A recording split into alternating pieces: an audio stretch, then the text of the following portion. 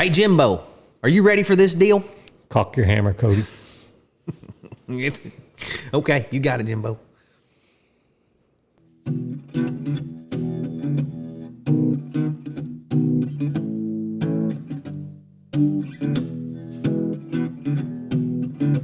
Old stories like long lost friends,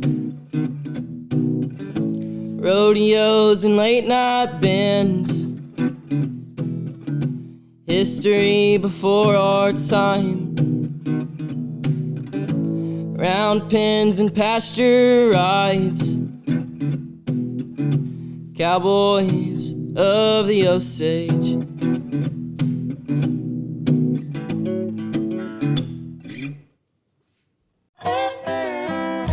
Howdy, friends and neighbors. Time once again for the Cowboys of the Osage podcast with your host, Jimbo Snively and Cody Garnett. Now let's sing a little bit about it.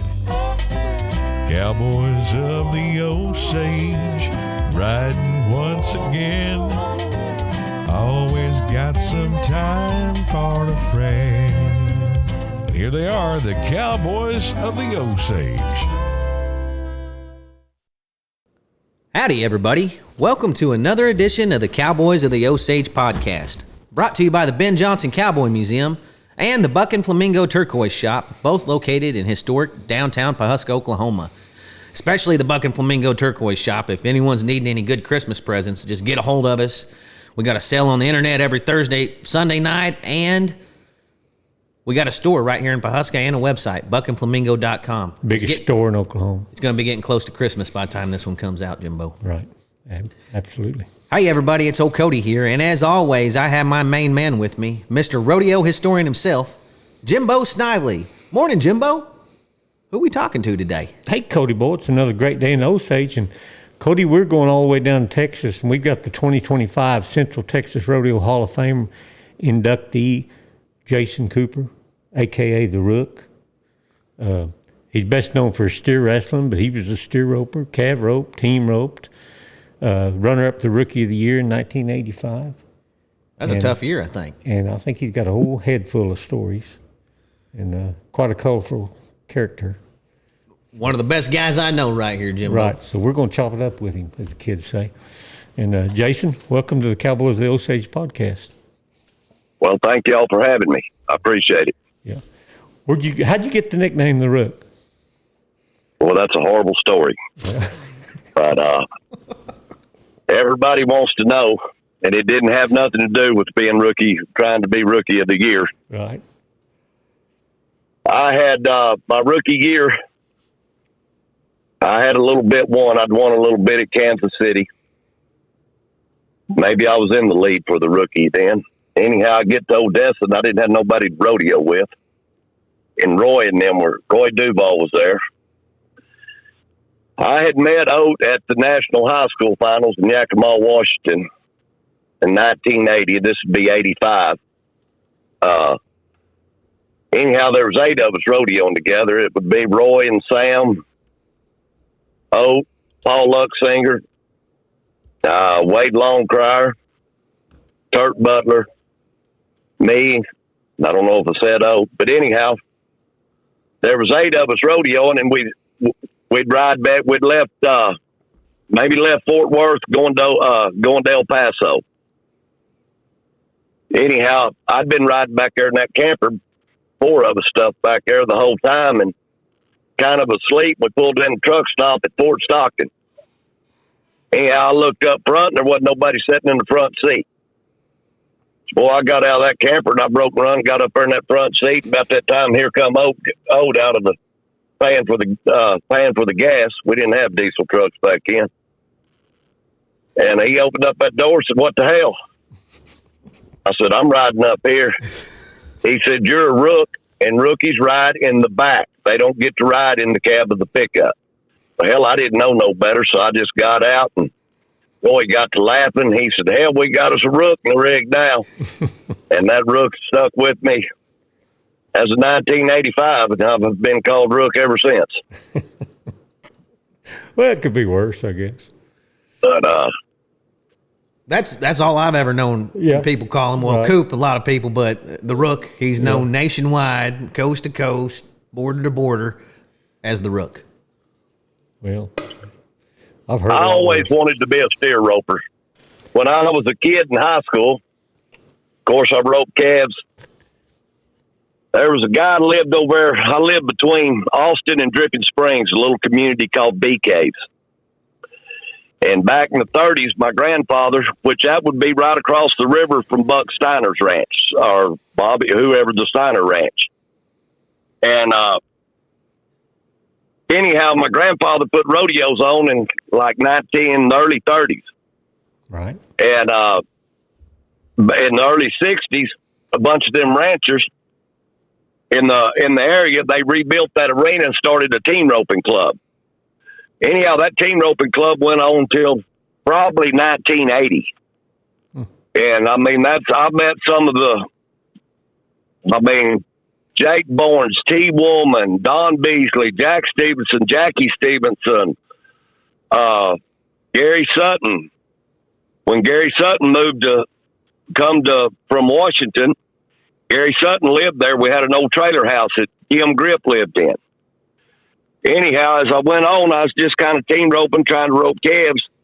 And when Kim moved in there, he took me to Hereford. And I spent a spring break. I was about 14 years old with Spicer Grip. And Spicer probably helped me more roping calves than anybody did. But anyhow, then Leon Barley, Tommy Freer, they got me bulldogging when I was, I guess, my senior year in high school. And they were there from the area.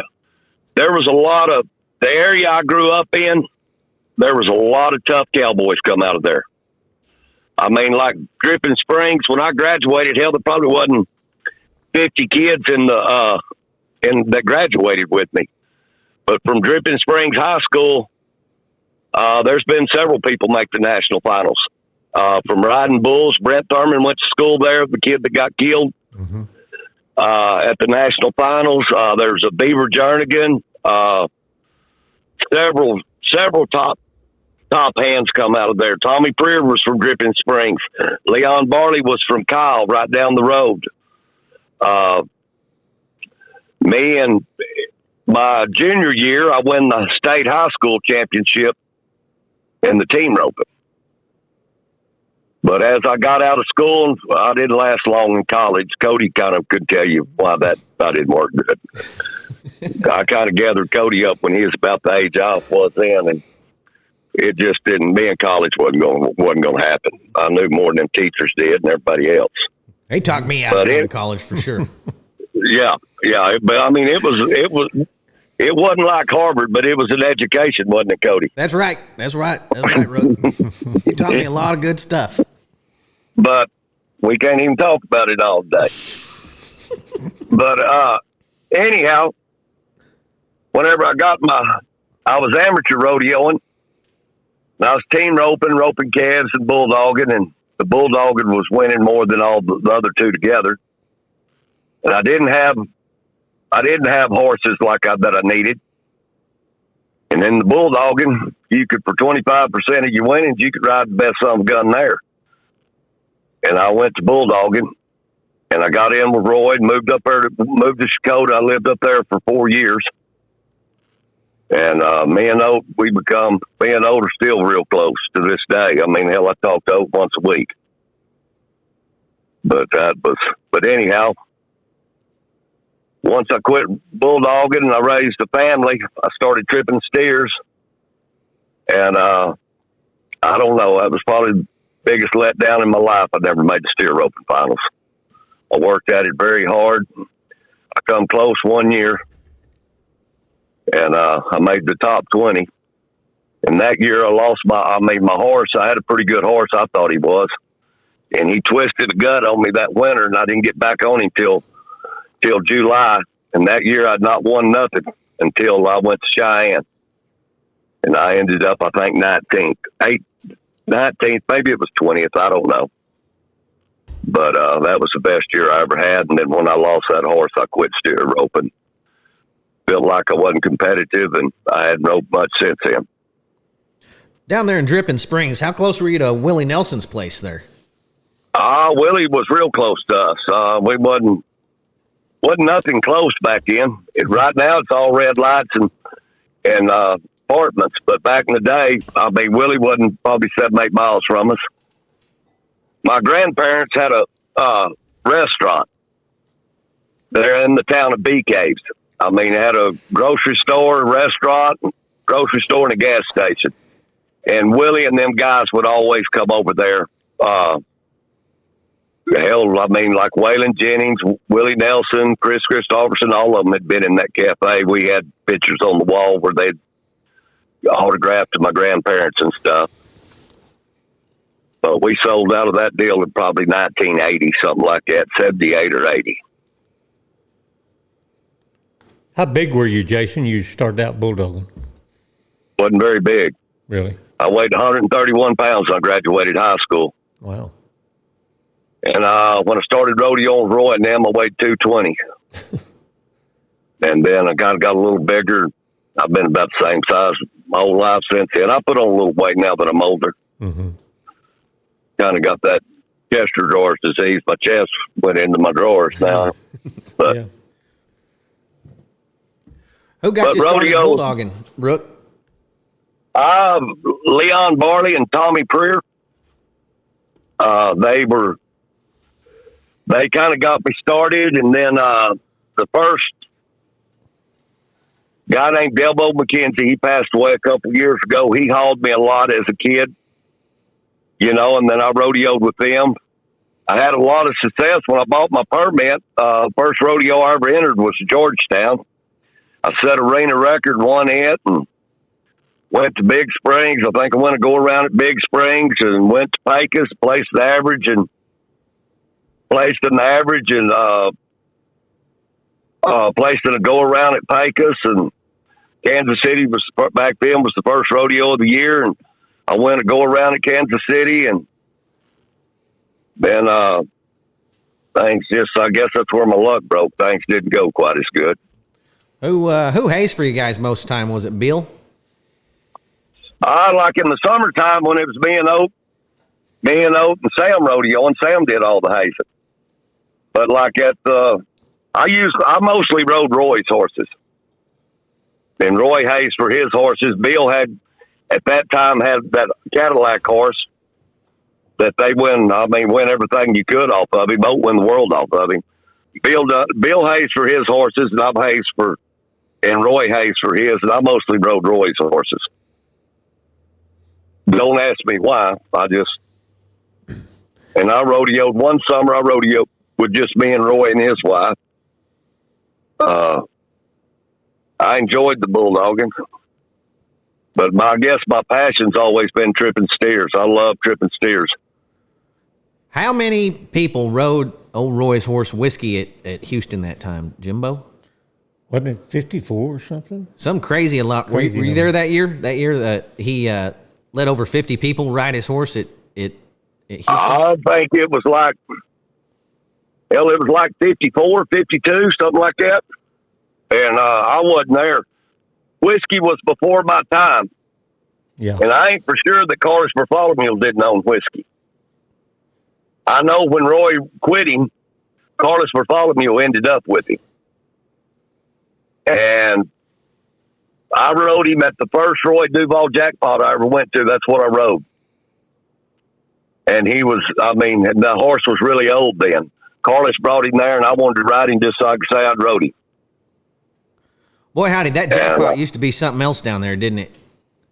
Oh, it was amazing. What all went on at that jackpot, Rook, in its heyday? They matched till daylight. It went on 24 hours.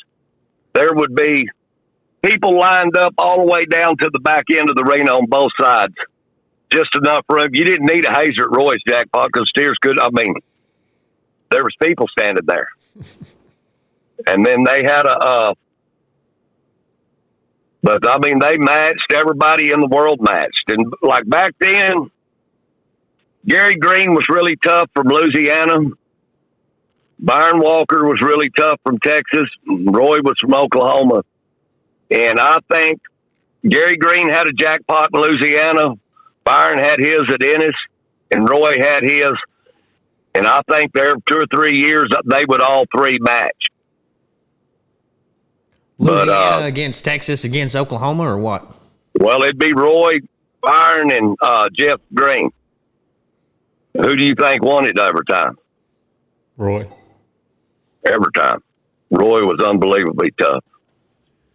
I mean, as I've gotten to be the age I am now, I mean, what he did at 50, I can't imagine. I mean, I think when Roy made his last national finals, Roy maybe 52 or something like that.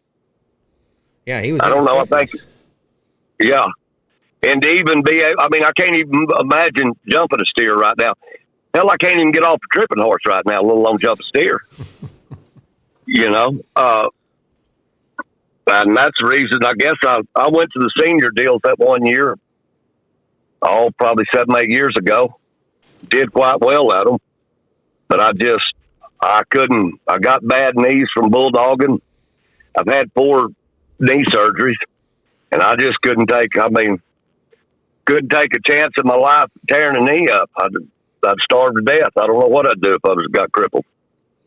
I heard they had all kinds of matches there. I heard they'd have bareback bulldogging matches, barefoot bulldogging matches, all kind of stuff. Did you ever see any of that?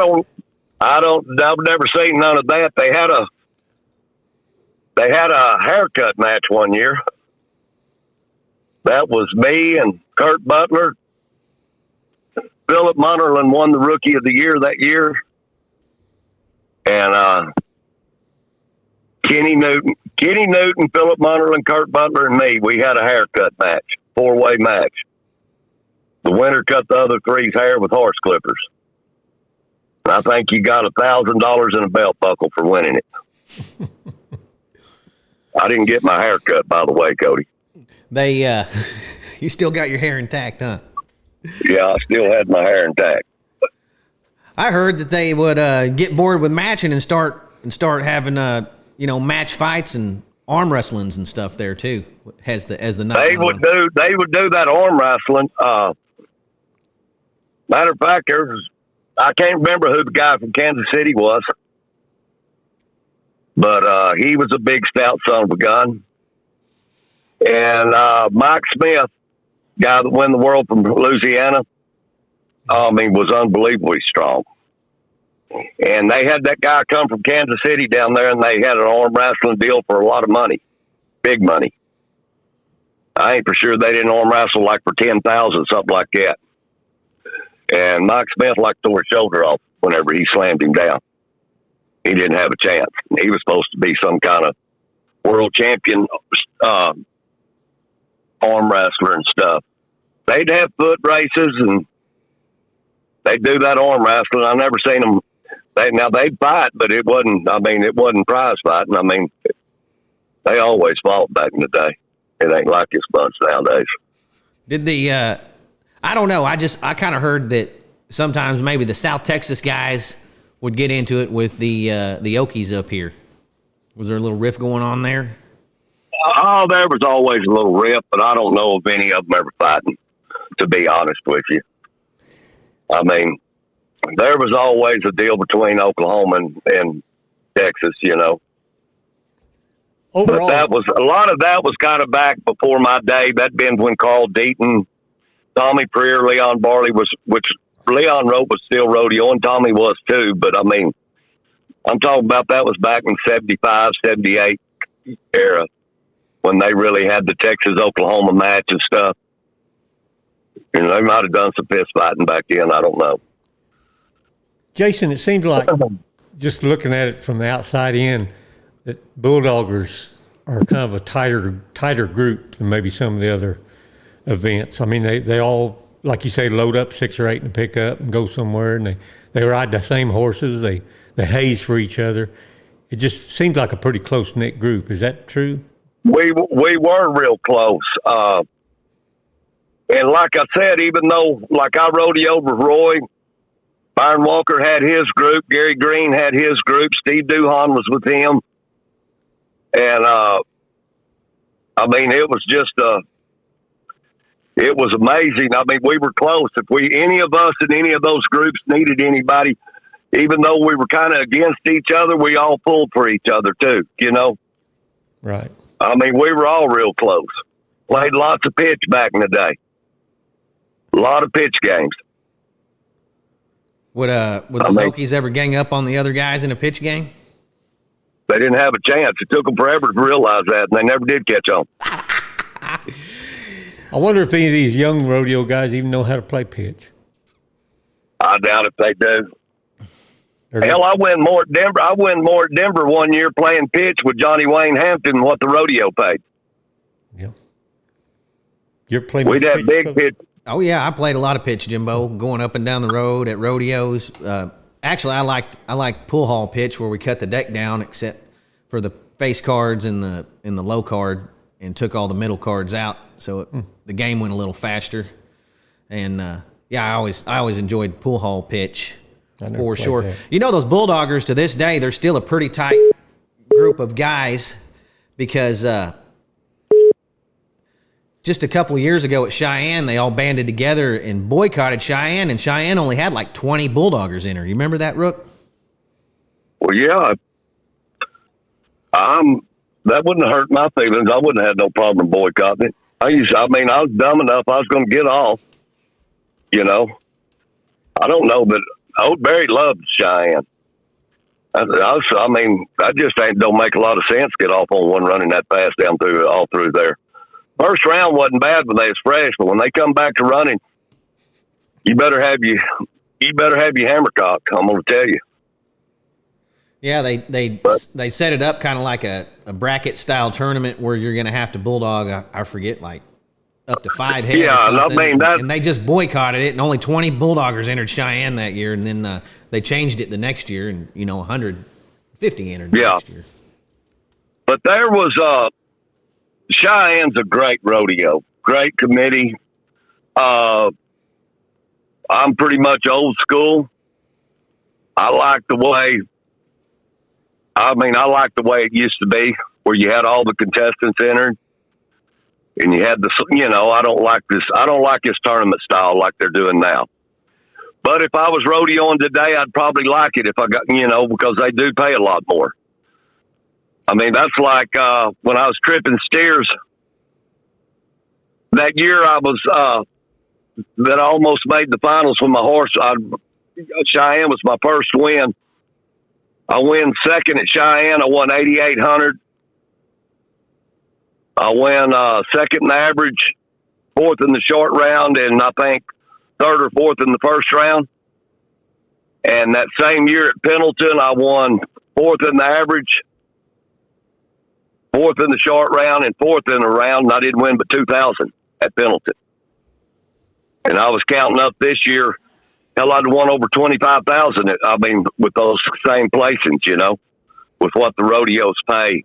Those standalone steer opens that's got to be the greatest thing they ever did.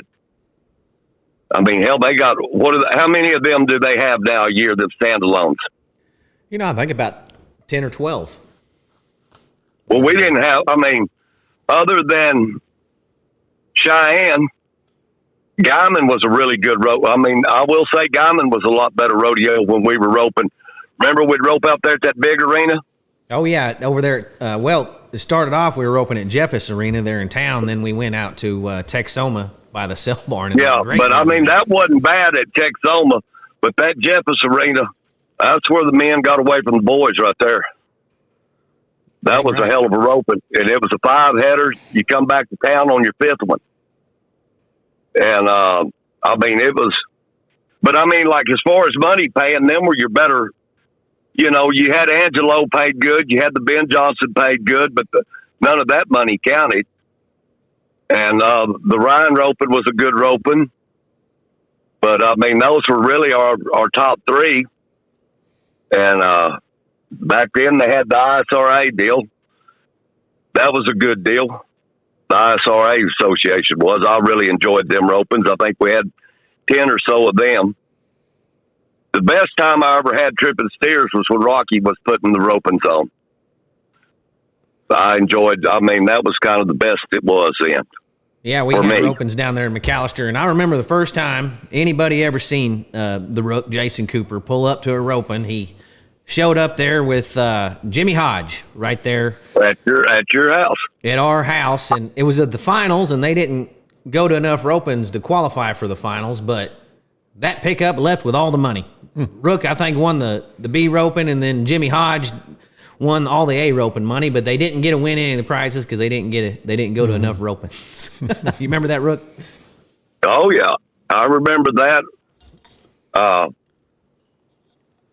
Yeah, I went when I started. If they had a steer roping, I didn't care where it was. I went to it, and then I got Cody Lee wanted to trip steers, and I got him started. He damn sure did. First roping Cody Lee ever went to, he was with Jason. Well, the first roping he ever went to was that roping. Remember, y'all put it on. Rocky put it on, but I had that big roping, and it was probably the most fun and best steer roping there ever was. I had it Lampasas. Texas Toughest Invitational is what it was called. Great roping. And I think I had 50 ropers, and I had a big band, big Calcutta. Well, I mean, I sold a lot of sponsorships. I give motel rooms to the contestants. I had that one motel over there at the golf course give me all their rooms to give to people to stay in. And I know you're shocked. Guy won it, but he was an awful lucky steer roper. He had lots of luck. Yeah. What were you telling us about luck that Shote Webster told you earlier? Whenever I first started, I roped a whole lot. I mean, like I knew guys that wouldn't tie down 3 or 4 steers a day. I'd tie 20 or 30 down. I mean, I tripped lots of cattle, tied them down, breakaway. Anyhow, I got over at McAllister to Pake had a roping over there, and that was a good roping. But anyhow, I'd met Shote Webster, and I'd heard of him, and they had a bunch of pictures there, and I was noticing at the horses he was riding. They were more the little athletic-looking horses instead of back in the day. Them guys would ride some really big horses. And anyhow, I'd asked Shote if he thought you could rope too much, and he said he didn't know. He said he always found out the more he roped, the luckier he got. And he said, I sure seem to be lucky all the time. And so that kind of answered my question. If I wanted any luck, I better rope a whole lot. Right. And ever since then, I thought Guy might have been the luckiest guy I ever seen. I sure wish this bunch of steer ropers they got today could have got a dipping of him. Because I'm telling you, I still think he's the greatest. Not just because he won 19 gold buckles, but I don't know. I ain't talking bad about nobody, but I mean, there wasn't no world champions for 20 years. Well, Phil Allen came out, I think in 1990, he came out of retirement to win the world just to prove that Guy Allen could be beat. He won the world and then retired directly after it again. But Guy, he was the toughest guy to ever fade, that's ever roped a steer. No doubt about it. The best to ever live. No doubt. I mean, I've never seen anybody. I mean, we'd go to them had a lot of 3-headers back then. I don't know, maybe they're all 3-headers still, but man, I mean, Guy, he'd win the first round, win the second round, win the third round. I mean, and went to every rope. I mean, it didn't matter if it was in the Northwest or where it was, he'd be there. You wasn't going to dodge Guy Allen. That's something about the steer roping event.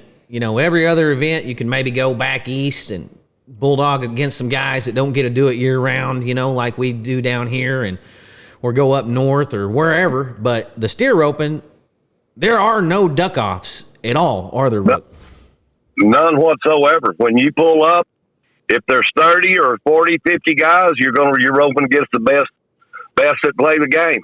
There was never, like you said, never no ducking off. But the era that I rodeoed in, and I don't know, Jimbo, you may know some of these guys.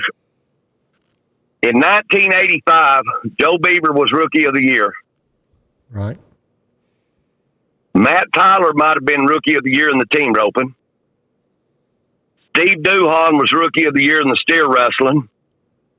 I do know Deke Latham, that boy got killed coming back from Vegas in the saddle bronc riding. Maybe that oldest Garrett in the bareback riding. Mm-hmm. And maybe in 85 would have been Jim Sharp or Lane Frost in the bull riding. But anyhow, every one of those Rookie of the Years in 1985 are Hall of Famers today. I mean, ain't no telling how many times Matt Tyler went to the national finals. No telling. And then, and the same deal in that 10-year time in the steer wrestling from 85 to 95. I don't think there was, but Ote won it 4 times. Steve won it 3 times. John W. had already won it like maybe in 84, but John W. won it 2 times. Maybe Mike Smith was the only other world champion. And like I said, all of these guys are in the Hall of Fame. You know that Chad Bedell was somewhere in there. That the guy from Canada, he won a world championship or 2 right around in that would have been after that time. That would have been in the late 90s. Oh, okay. But like Todd Fox, I do know this trivial. Todd Fox made the national finals in 1986, and he made it 10 years, and he's the only person that's made all 10 pictures. Ote got hurt one year, hurt his back, and wasn't able to rodeo, and he didn't make. Ote had missed the finals in there. But there was just, I don't know. And I mean, I don't know. We were sitting in Houston one year, and boy, I've gotten horrible names. Boucher, CR Boucher was there, and I was 4-2 in the bulldogging, and they had a third run on the cattle. I think I was winning second in the round. When I ended up, they had come back with 30 guys on a third run, and I think I ended up splitting 7th and 8th. And that's what they were selling in OCR. He told us, he goes, man, what are these guys doing throwing cattle in 4s at Houston? And my first thought was that we just bulldog better than them old guys did. You know, kind of being smarty about that. And just sitting there talking to him and Roy, they were talking about how tough they were in their day. And then I'm talking about how tough I am in my day. And this generation's talking about how tough they are in their day. Right. And rodeo's grown a lot, but I'll tell you what, I really believe in the bulldogging. That might have been the toughest group of bulldoggers from 1980 to say 95 or something like that. I mean, man, you had some really, I mean, there was just so many of them. It was tough. There wasn't many spots available to make the national finals because you had so many guys return going to it. You had Paul Hughes could really bulldog. You had Gary Green, Byron Walker, Todd Fox, Roy, Ote. Man, I mean, I always thought Stan Williamson bulldog as good as anybody I ever seen. Tom Ferguson was in that group. I mean, these guys that just kept making finals every year, you know. And then you had in the 80s, you had Rod Lyman show up. There's Rob Juker. I mean, there was just several of them guys that could. I mean, they were hard to beat. I'm thinking Jason's right, Jimbo. I think that may be the toughest rookie class ever right there. I mean, the first time I saw Joe Beaver, I'd been reading about him in the PRC News. You know, he's leading the world and Rookie of the Year the same year, you know. And he showed up. I'd never seen him, and he showed up down at Denton at one of Jimmy Smith's brothers steer roping. I was roping down there. I think this was probably 85. And he was kind of fat. His hair was kind of down on his collar. He had a little entourage around him. He had his knee wrapped up with an ace bandage. He wasn't impressive looking at all. And he didn't win nothing in the steer rope. But I was kind of let down. I said, is this the great Joe Beaver I've been reading about, you know? He turned out okay. He made the tripping finals, didn't he, Jimbo? Yeah, I think once. One time. Yeah, I believe. He, first time I ever seen Joe Beaver, Robert Blanford's dad used to put calf ropings on in San Marcos. Yeah. And it was the reason I remember what year this was is Dave Brock showed up with a world title in the calf roping.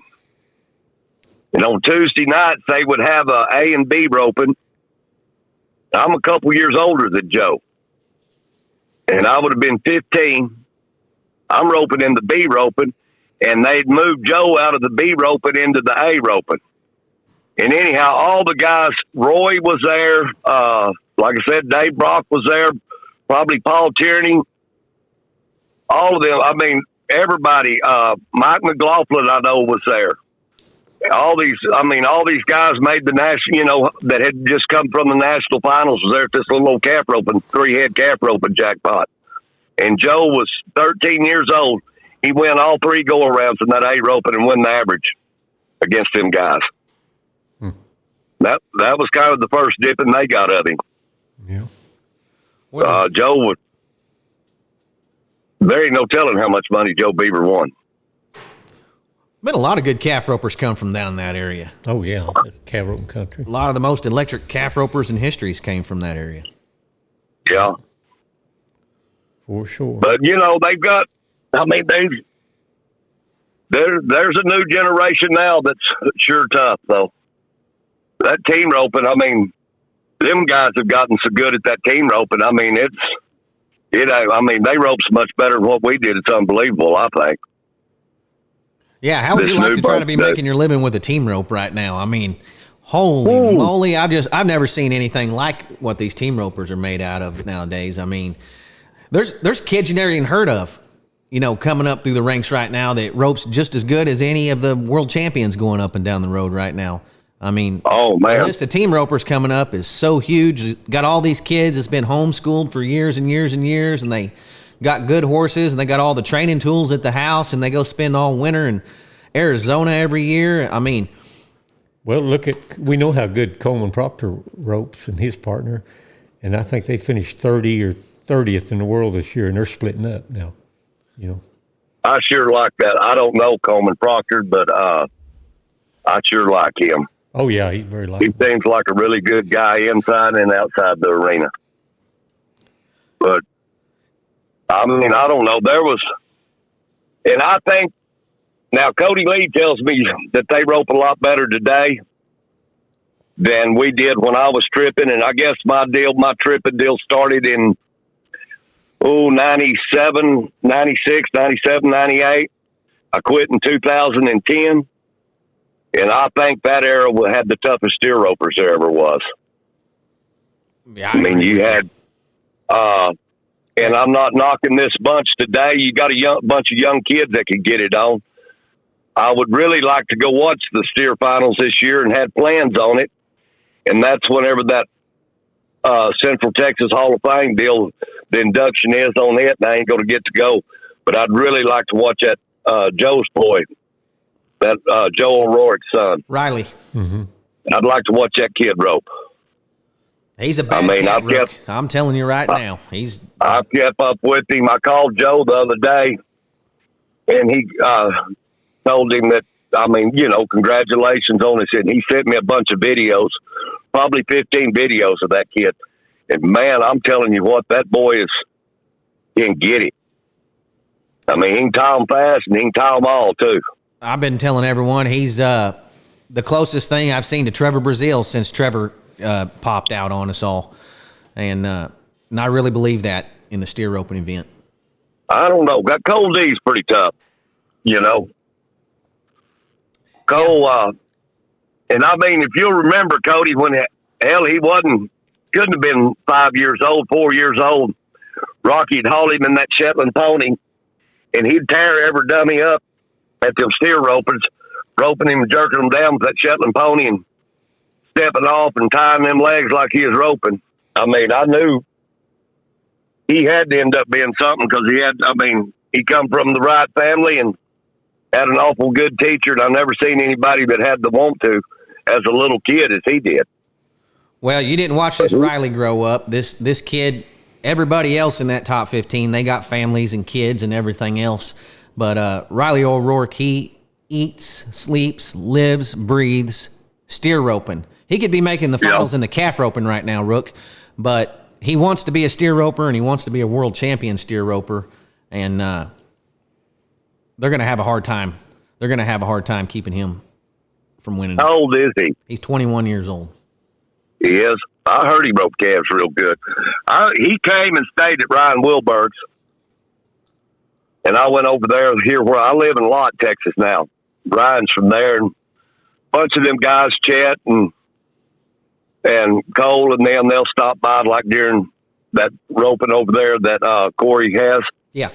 At Liberty Hill and Hempstead and them, they'll kind of all center up over here and they'll cook steaks. And I went over there and I met him, but he just, real polite kid, kind of shy.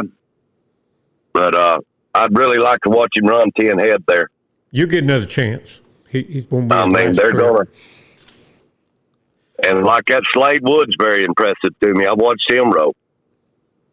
Yeah, he's fast. That kid can get it on. And that's another thing that I always said about steer roping.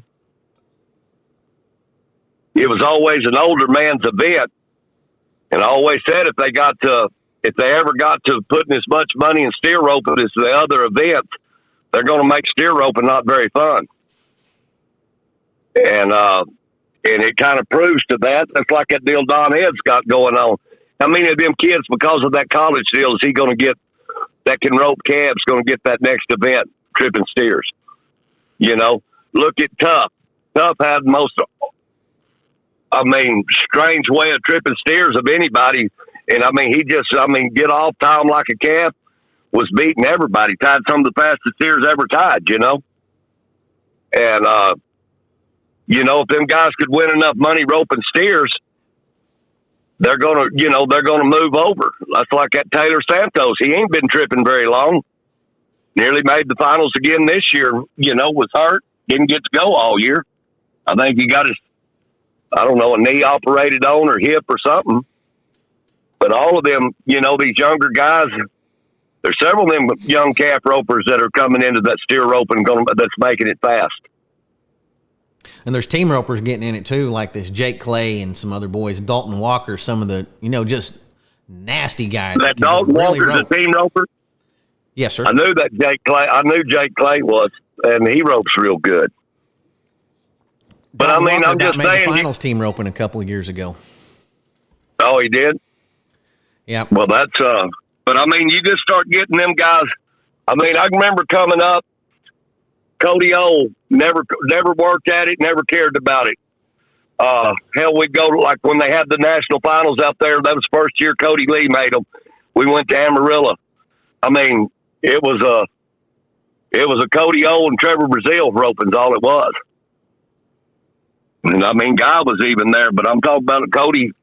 Cody could kill him in that steer roping. He'd have been a world champion and win all he wanted to if he'd have just wanted to go. No doubt about it. Cody Owen would have won the world in the steer open. No doubt about it. That guy, every time he entered, he just took all our money. One time he didn't enter anything besides Pendleton. He won almost $20,000 at Pendleton and almost made the national finals off that one rodeo. Yeah. But I think Cody made the finals 3 or 4 times in the steer roping, didn't he? He did. He went to Guthrie and he went to Amarillo in the steer open. So boy, howdy, I just think he's one of the best ropers to ever live, personally. I think he is the best calf roper to ever live. And I'm pretty high on him. But like in that era when we were talking about us rodeoing, your dad was going out, but he was still tough. Rocky was still making the finals, Yeah, we had Rocky Patterson, Trevor Brazil, Guy Allen, D. Lynn Jones, Marty Jones, you name it. Just so many great ropers. T. Woman was still roping steers. And probably one of the greatest there ever was Arnold Phelps. Hell, it wasn't that long ago. What did he win, 6 go-arounds in a row at Lazy E? Well, it was longer ago than you think it was, but yeah. Yeah. Well, not whenever you get old like this. It don't seem like it was that far. But you know what? When he did that, Rook, he was over 50 years old. when he won 6 go-rounds in a row. So that's really saying something about old But, I mean, and I'm not knocking these guys coming up. I mean, they're great. You take, like, Sylvester's son. Shad, he ropes steers good, too. I mean, that guy's great. This Riley Webb, I mean, he's just a young guy. I've seen him outside the arena. He's very polite. Seems like a super guy. You know, I see him with the kids. I mean, he's really good with the young kids, you know. And I mean, and he gets it on. But you know, and I mean, that's kind of like that Tyler Wagaspack. I mean, that man, you talking about a guy that can bulldog now. How you mentioned a guy's name earlier, Kim Grip. Can you give us a little history on him? He died in his prime, didn't he? Not in his prime. He was kind of out of his prime. But Kim there was a man, me and his son was best friends that lived there between Austin and Austin and Dripping Springs. His name was Leroy Shepherd. Anyhow, that's how Tut come to Austin. One of your kin folks. Yeah. Was because of Leroy Shepherd. He came to Austin because of, anyhow, and he came down there. Tut was roping with Leroy, and Kim was roping with Leroy. Matter of fact, Kim Grip and Jim Bob Watley showed up who was living at my house. And they were team roping together, and then Gary Sutton showed up. And he was roping, when Gary Sutton first came, he was roping with Guy Allen at the RCA rodeos. And but Kim had made the finals, like, he was Roy's age. He'd made them in 3 or 4 times in 70s through the 80s. And he'd broke his leg maybe at Cheyenne or something and got off fit. And this Leroy Shepherd kind of got him down there. And I was always over roping. And they got to helping me a lot. And my dad never rodeoed or anything, but I was around some of the greatest hands that ever played. Tut helped me a lot. Tut was a hell of a teacher. And, you know, but it was, there was a lot of good cowboys come up from right there. Been around right there where I was from. Slew of them. You ever have any bad I want to tell you another story. It's pretty good. Me and Tom Ferguson, and this was probably in 1989, went to the United Arabic Immigrants. That's where Abu Dhabi and Dubai. We went over there on a rodeo deal. And anyhow, we was over, I was over 3 or 4 months. Anyhow, when that deal was over, I come back. Pax Irvine had bought Sim's Bit and Spur Company. And he moved the Spur Company to Bandera. Jim Davis lived there. And I was wanting to trip steers. Anyhow, I was this would be in 90. And anyhow, I didn't buy my card back. I was down there working and roping, trying to learn to trip steers with Jim. And Byron Walker had they called it a Copenhagen Skull match deal. I don't know how many people you took, but you had 16 matches, 8 matches, 4 matches, 2 matches, and a championship. Anyhow, I got invited to that deal. And I hadn't bulldogged since I was overseas. And Pax had an old gray horse there that just he wouldn't ever come back under. He's trying to trip steers on. And I got the bulldog and practicing on him, running them tripping steers. And Jim had Wendy there, and I was just tying steers off of Wendy. He said, bulldog going off of him. And I never run that horse by one or nothing. And I'm telling you what, that horse, I'd have rode him at any rodeo I was ever at. I run 4 steers off of him, and I'm going to talk about after that 4th one, I'd have hauled him anywhere in this world, and he'd have been good to go. Jim made me get off of him because he started popping them stirrups. He said, oh, hell, I'm trying to get him freed up. You're going to have him running smooth off. but it didn't work. As soon as he put that horn knot on there, he tightened right back up. But that was an exceptional horse. A Wendy was. What about this rodeo? You just skipped right over it when you were over there in Abu Dhabi. Well, it just wasn't much of a deal. I mean, it kind of flopped over there, but they had they took 10 bulls, 10 horses, 10 steers, and 10 calves. And they bought us horses over there. And anyhow, the bulldogging, me and Tom Ferguson matched every day. And then you rope calves. There were 6 people in an event. We'd rope calves, team rope, bulldog. And it didn't sell like they thought it was going to sell over there. But it was, I enjoyed it. It was pretty cool to be able to go over there. And on the way back home, I had the airplane kind of dropped me off in different countries, and I'd stay a day or two in Frankfurt, Germany, and London. Just kind of hung out at, kind of take me a cab ride and see what them towns were like. Get up the next day, and I'd get a little closer to home till I finally made it back. But they didn't get any people there. They thought they would get a lot of people, and hell, they couldn't sell tickets. They wasn't buying the tickets.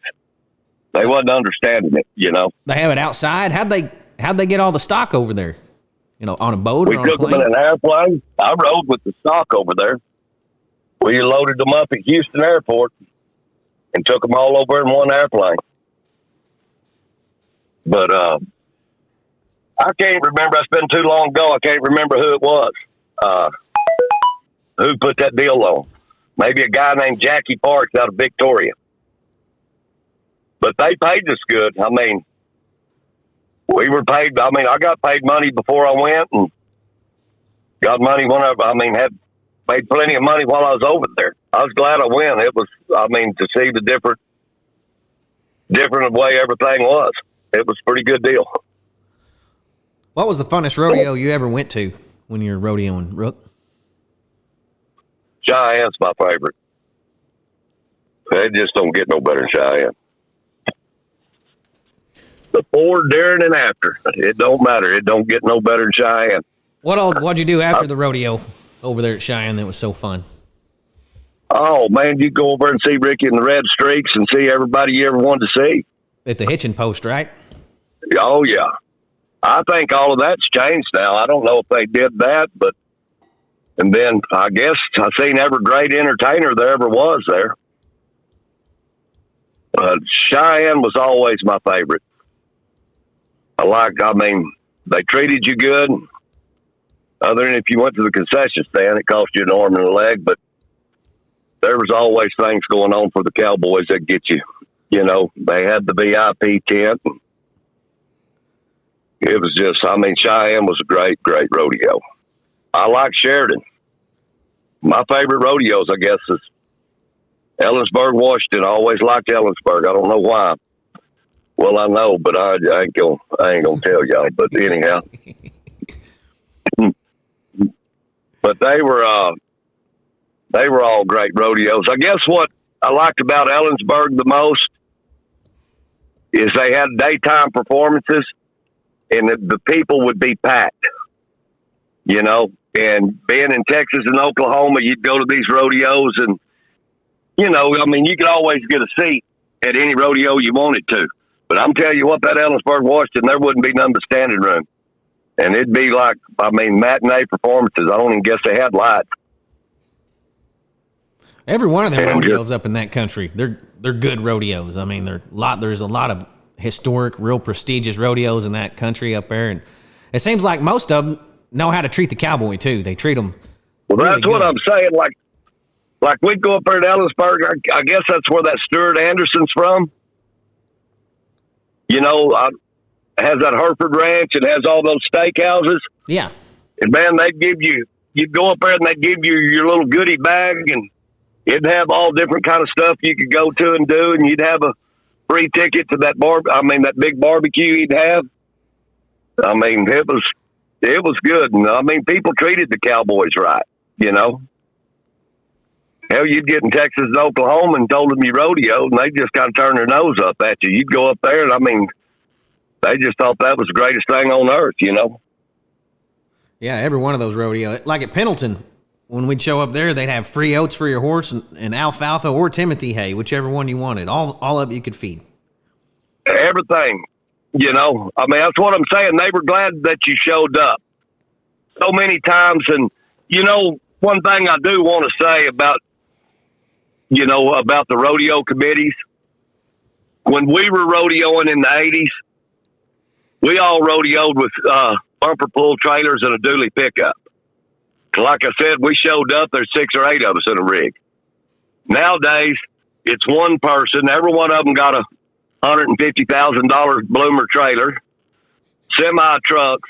It's hard to park all them, to have room to park all them vehicles now.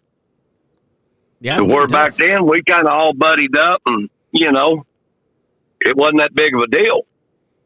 I mean, you could have everybody there, but like back then, though, they didn't limit these rodeos, or they would limit them. But I mean, it was like in the steer wrestling, maybe 200, 250 entries. And then it got down to where they'd take the top 50. That bothered a lot of people. As the years went on, I mean, a lot of people would say, well, back in the day, San Antonio, Houston, everybody got to enter it. And now they only let the top 50. Well, my look at it, if you can't be in the top 50, hell, you don't, it's a pretty tough go on you anyhow, Not saying everybody that rodeoed wasn't there, but if you wasn't in the top 50, you wasn't going to win much anyhow. Jimbo, Coop here taught me a lot about rodeoing. One time we were between rodeos and I was ready to get home. And he said, "Oh, Cody Bob, man ain't rodeo unless he's got a girlfriend in the airline business." And I'll be danged, he made a couple phone calls and got me an airline ticket home that day. Whoa. So he taught me a lot of good stuff about rodeoing. A lot of it, like he said, we can't talk about. But a lot of it was a lot of great fun. I had a lot of fun traveling with the Rook here. I bet. Sound like it would be. Did you ever have any bad wrecks in the bulldogging, Rook? I had horses breaking too over at Bill's when we'd be practicing green horses, but I never got hurt bulldogging. Yeah. What was the worst wreck you ever saw in the bulldogging? I can't think of this guy's name. I loved Walt Oswald. Mm-hmm. He was, man, I love that guy. Anyhow, this boy was from Yuma, Arizona. He'd go to all Walt's rodeos. Ote could tell you his name because me and Ote talk about it all the time. Anyhow, if Walt told you that steer's going to check a little bit, you better come dragging because, he's fixing to stop like hell. He's going to stop like a roping horse. Anyhow, this old boy had this steer. He kind of set up a little bit, and he thought he'd let him out. And he run him down there about halfway.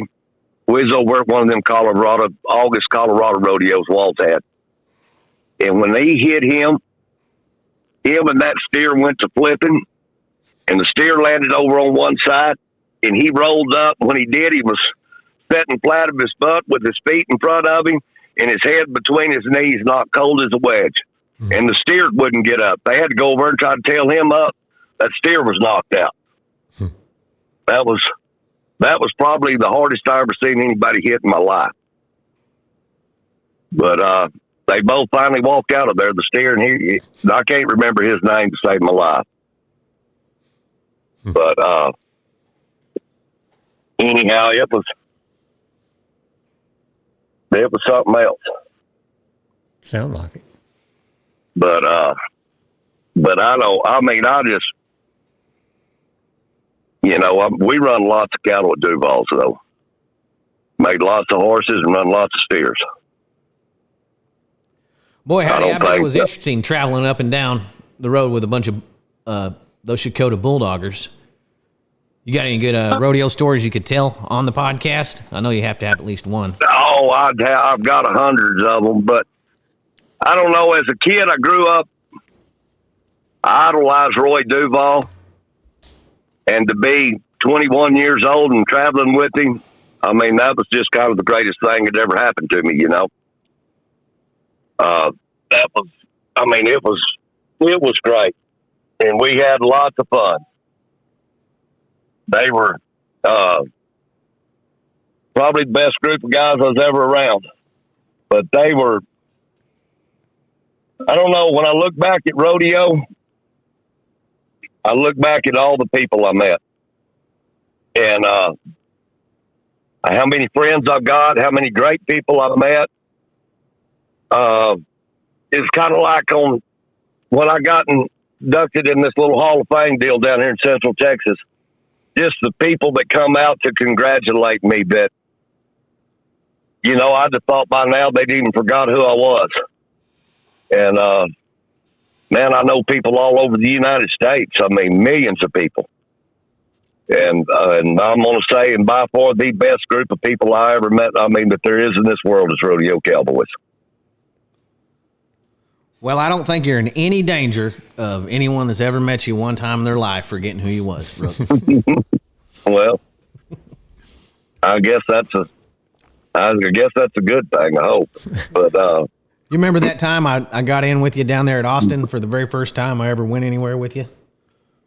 Oh, yeah. It was me, you, and Dusty, I believe. Yeah. We went up to Guthrie. Yeah, we did. That's about as far as we need to get into that story, but... Yeah, you had a pretty good time that weekend, though, didn't you? Yeah, he showed me a lot of stuff about rodeo. I didn't even know anything about that weekend, Jimbo, and I was rooting from there on. Probably didn't rope very good, but you sure had a lot of fun. I don't remember how I roped, but I remember the trip vividly. That's all there is to it. That's right. We made lots of memories. Well, I appreciate you hauling me around those years, Rook, and helping me out and get it up and down the road because I didn't have enough money to barely pay my entry fees, much less, pay for some of the gas there. So I've always appreciated it, and I always will. Well, I'm going to tell you what, there was a time I didn't have enough money. Your daddy paid my entry fees one time. I don't think I got him paid back till about 2 or 3 years ago. Well, he wasn't worried about it. He always thought you'd probably get him paid back one of these days. Well, I did. And that was one of my... But I enjoyed roping steers with your dad. I enjoyed your mom and dad. They're good people. But... Well, Jimbo, what else you got for Rook today? Rook, who would you put on your Mount Rushmore Bulldoggers? Need 4 names. Roy Duvall, Ote Berry. I'd have to put that Tyler Waggus back up there. Yep. John W. Jones, Jr. Pretty good list. What about a Mount Rushmore and steer roping, Rook? Oh, hell, that's pretty easy, too. Of course, probably Guy, Phil, Trevor, and I don't know, Scott Snedeker, maybe Rocky Patterson. That's a pretty good list. I don't know. I'm going to tell you what, I'd go back and put Arnold Phelps up there. Arnold Phelps would be one of my top 4. Okay, I'm going to ask you one more. What's What your is Mount it? Rushmore of beer stands at rodeos? Reno, San Antonio.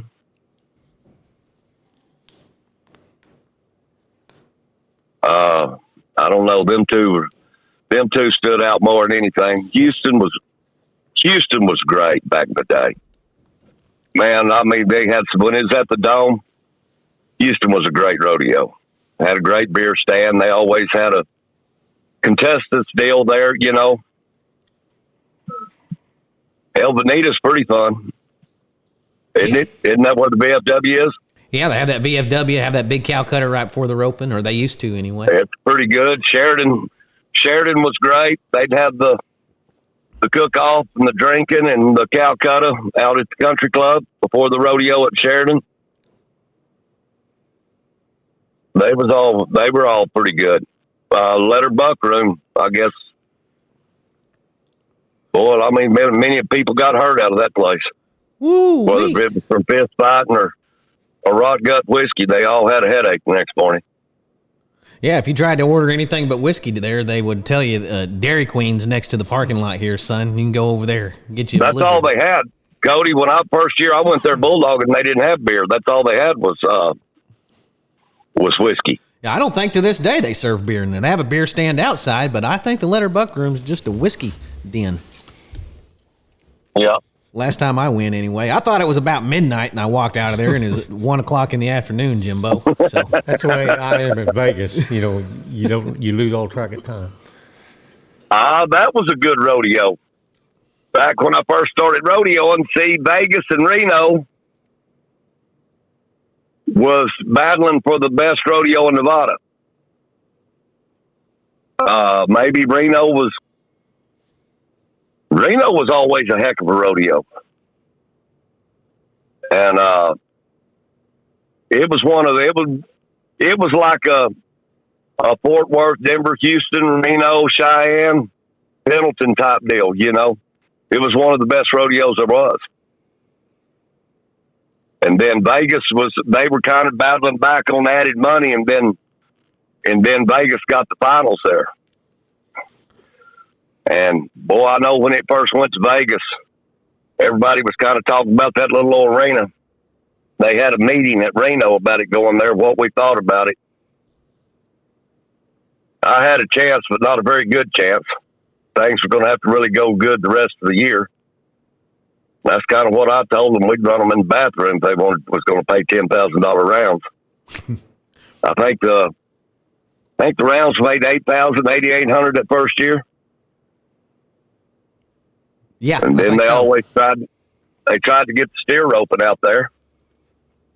And that's what I always told them about roping steers. I wouldn't care what it was.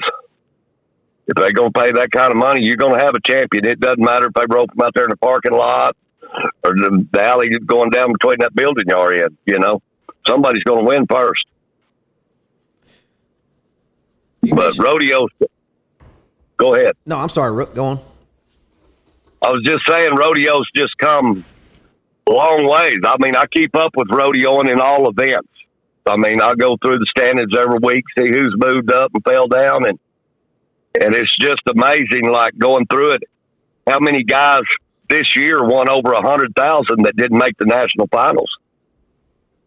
I think maybe like in the bareback riding, maybe the bronc riding, bull riding, took over 100,000 being the top 30. 47,000 in the steer roping. Yeah. And I mean, like when I first started roping steers, hell, you went first, second at Cheyenne, you made the national finals.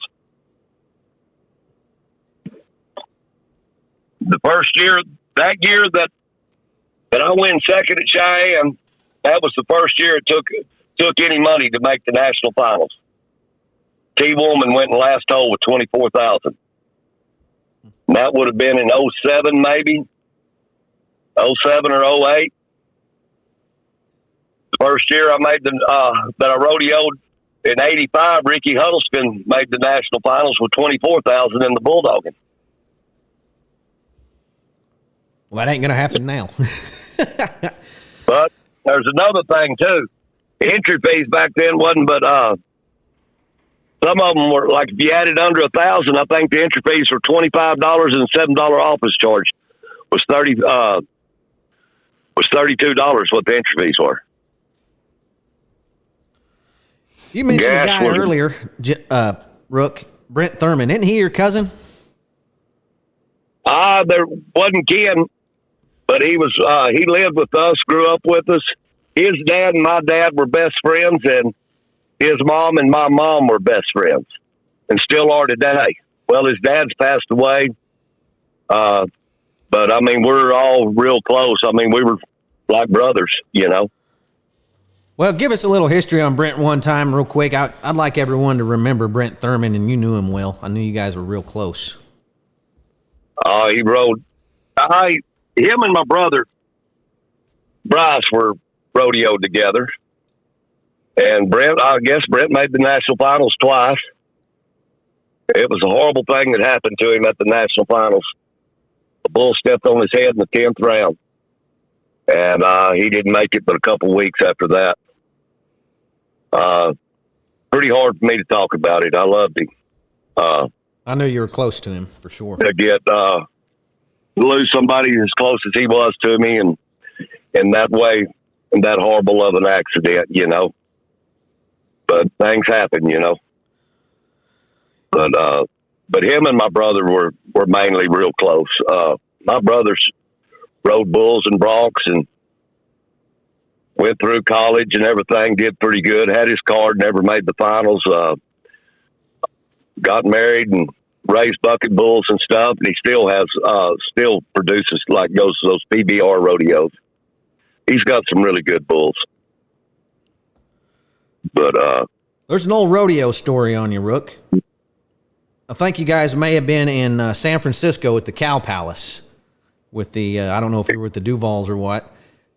Is there any truth to this story that that they rolled you up in a mattress one time? Every day. It was me and Ote and Steve Duhon went out there together. And we had a one single bed and a double bed. And Ote and Steve would play pitch each night to see who got to sleep in the single bed. I didn't get to play. I mean, I didn't count. You know, I had to sleep in the big bed with one of them. And every morning, Steve would get up and roll me up in that mattress and stuff me in a closet. And there wasn't nothing I could do about it. And as that story went on, everybody laughed about it. Hell, I mean, about the third day, we had a crowd. People come over and stand and watch me. I mean, and I'd fight him as hard as I could. Wasn't nothing I could do. And I mean, he would roll me up in that mattress just like, I mean, and pick that mattress up and he'd stick me in the closet. I'd sit there and wiggle and bounce and wiggle and bounce. Finally, I'd get it out of there and we'd come unrolled and get dressed, go to the rodeo. But they all said that I'd have people tell me, well, I wouldn't put up with that. And I said, well, I'm going to bet you will. If he decides he wants to do it to you, you didn't have no, you know. Me and Ote were real good. I mean, real tight. Still are to this day. I'll tell you what, these kids, Steve wasn't going to let nobody else. He may pick on me, but wasn't nobody else going to. But no, they're just pretty good times back then. I've always heard that story, but I've never really asked you about it, I don't think. Well, that's what happened. And I think the last day we did it, I think there was probably 10 people in that room watching me try to get rolled up in that mattress and get out of that closet. What was he just doing? Just to pick on you or what? Yeah, we'd get up and, well, hell, we didn't fight because he'd have killed me. We always wrestled, picking on each other. And that would be my punishment. I'd have to get rolled up in the mattress. So, but I'd cause it all the time. I mean, I'd walk up and thump him on the ear and break and run from him, stuff like that. I instigated everything I had. I'll promise you that. You're asking for it. Oh, well, no, ain't no question about it. Well, Rook, appreciate you telling that story on yourself. That was a good one. Man, we sure appreciate you coming on today. Well, I appreciate it, and thank you. Yes, sir. I enjoyed it, Cody. We enjoyed Jimbo. it. Yeah, thank you. Congratulations on your Hall of Fame induction coming up here in the next couple of weeks. Well, thank you very much. I appreciate that. As soon as I saw that, I said, I know that guy. Yep. Better than most, Cody. Better than most. Yes, sir. And proud to. I always had a great time with you, Rook. You All taught right. me a lot about rodeo. I tell you that right now. And well, I'm glad you enjoyed it because I enjoyed you. shoot, yeah. And one of these days we'll get together and rehash some of them stories we can't tell on here. Well, I'm gonna get up there to the Osage. I got to do that next year. Might try to come to the Ben Johnson. You should See everybody. I'd like to see your shop and see your museum you got. All right, we can't wait to have you up. All right. All right, appreciate you coming on, Rook. Hey, I appreciate y'all having me, and y'all have a blessed day. Yes, You sir. too. Thank you. Congratulations again. Well deserved. Thank you, sir. Jimbo, old Rook, he was He really was. He did show me a lot of the ropes in rodeo that I would have probably never learned from some of these steer ropers going up and down the road. And we had a lot of fun. He showed me a lot of fun, but he also took care of business too. And he showed me how to do that too, pretty good. And you know, just a great time traveling with him, and he's a great guy, and we just want to wish him a big congratulations from the Cowboys of the Osage, because that's a tough rodeo country he's from down there, and to be considered with those guys, you know, he must have been pretty damn good. Right, for sure. All right, everybody. We'll see y'all next week. Don't forget to hit the museum. Don't forget to come to the Buck and Flamingo Turquoise Shop, get you some turquoise. And I forgot to mention Shorty's Cowboy Hattery earlier, but order you a new hat from Shorty there in the Oklahoma City Stockyards. You won't be disappointed. Tell him me and Jimbo sent you. Everybody, we'll see y'all next trip. Later.